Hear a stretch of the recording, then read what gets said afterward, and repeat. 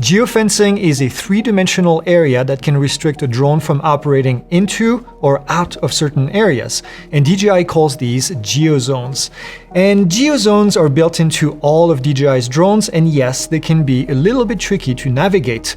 Now, GEO Zones are an educational form of geofencing that is implemented to make sure that operators know exactly where they are and where they are about to operate. In the United States, DJI divides their GEO Zones into two different categories: warning zones and enhanced warning zones.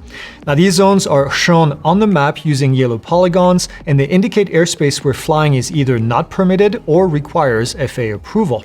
When you select one of these areas in the app, it will tell you what type of warning zone it is. Now, warning and enhanced warning zones are mostly the same, except enhanced zones are going to require you to verify that you are taking responsibility for flying there.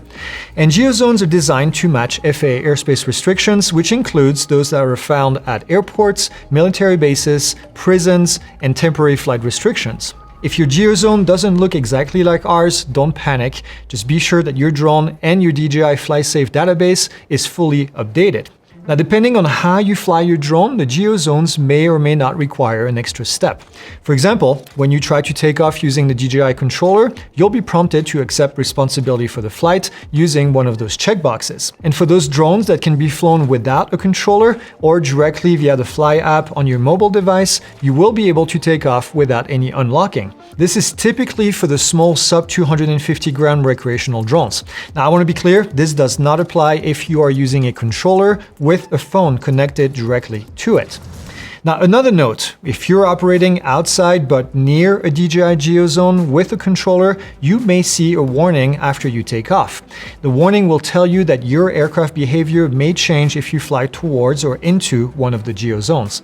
Now, with the warning and the enhanced warning zones, RTH, return to home, and other flight behaviors won't change. Other GEO Zones that exist outside of the United States may actually prevent you from flying entirely, so make sure that you do some research if you're traveling. And if you want a full list of the GEO Zones and their effect on flight behavior, make sure to check out the DJI FlySafe website. Now, a few things that you have to be careful with.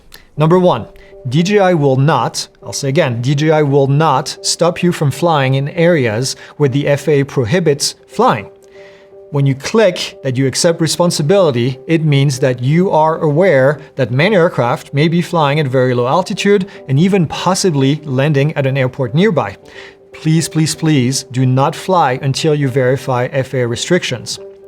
Number two, DJI enhanced warning zones are not altitude restricted, but the areas is more than likely limited by the FAA as far as altitude.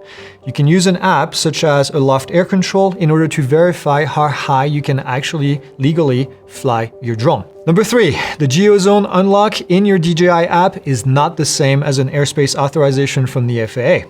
And if you're not sure how to get airspace authorization from the FAA, make sure to check out this video right here, and we'll see you in the next one.